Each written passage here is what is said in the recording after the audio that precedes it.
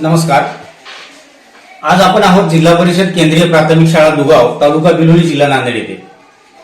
आज शैक्षणिक वर्ष 2026-27च्या निमित्ताने प्रवेशोत्सव शाळेमध्ये साजरा करत असताना मागच्या 2-3 वर्षापासून सातत्यानं आपल्या दातृत्वाची भूमिका निभावणारे असं म्हणतात, दिव्यत्वाची जिथे प्रचिती तेथे कर माझे जुळते, या उक्तीप्रमाणे आदरणीय या गावचे भूमिपुत्र ॲडव्होकेट शिवेंद्र पाटील कदम हे आपल्या समवेत आहेत. पाटील नमस्कार. मी आपल्या जिल्हा परिषद केंद्रीय प्राथमिक शाळा दुगाव तर्फे आपलं मनस्वी स्वागत करतो. पाटलांचा जो शाळेच्या बाबतीत रोल आहे, पाटील दरवर्षी मागच्या 4 वर्षापासून आपल्या शाळेसाठी भरभरून शैक्षणिक साहित्याचं वाटप विद्यार्थ्यांमध्ये करत असतात. त्याच सोबत मागच्या 2 वर्षाखाली शाळेने मुख्यमंत्री माझी सुंदर शाळा या स्पर्धेमध्ये सहभाग घेतला होता. त्या स्पर्धेमध्ये शाळेने तालुका स्तरावरील प्रथम क्रमांक पटकावला.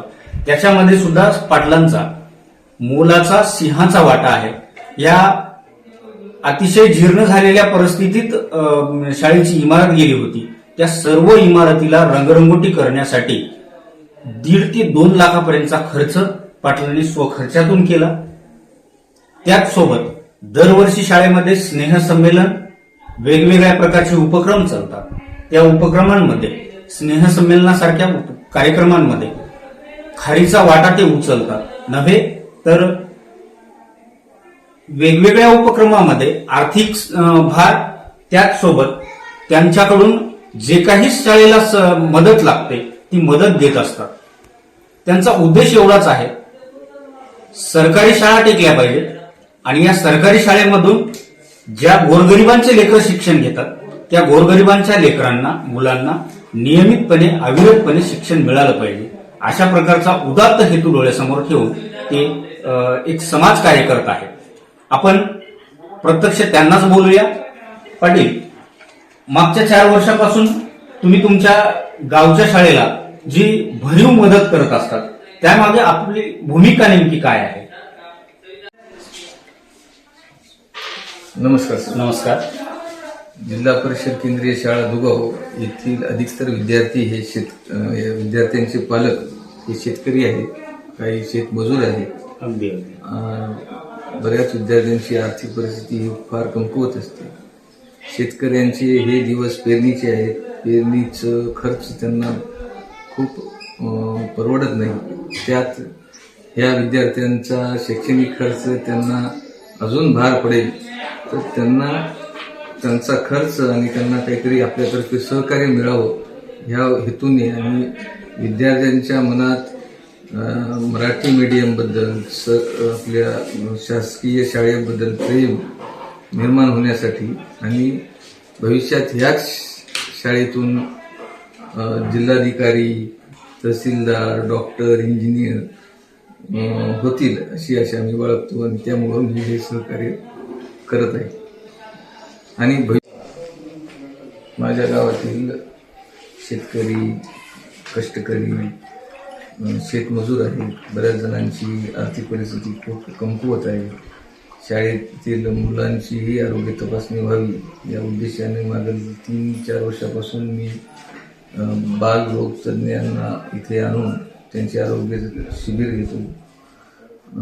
वडील वयस्कर लोकांचे नेत्र तपासणी करून त्यांना चष्मा वाटप आणि त्यांचे मोतीबिंदूची शस्त्रक्रिया मोफत काही प्रायव्हेट हॉस्पिटलमध्ये केलेली आहे. त्यांना इथून नांदेड शहर दूर आहे आणि त्यांना गावातच ही सुविधा उपलब्ध व्हावी या हेतूने त्यांना माझ्यातर्फे एक सहकार्याच्या भावनेतून मी हा उपक्रम सुरू केलेला आहे आणि पुढील आयुष्यात प्रत्येक वर्षी हा उपक्रम मी चालू ठेवण्याचं मानस आहे माझा आणि मी तो करणार आहे. या लोकांप्रती आपलं जे समाजाप्रती काहीतरी देणं लागतो आपण या आपली परिस्थिती दुसऱ्यांना सहकार्य करण्याची आहे त्यामुळं माझ्या हातून हे होत आहे. बस. अगदीच मित्रांनो, शैक्षणिक साहित्याच्या वाटपासोबत शाळेला विविध प्रकारची आर्थिक मदत करण्यासोबत ते गावातील विद्यार्थी असतील, वयोवृद्ध लोक असतील यांच्या आरोग्याची काळजी सुद्धा घेतात.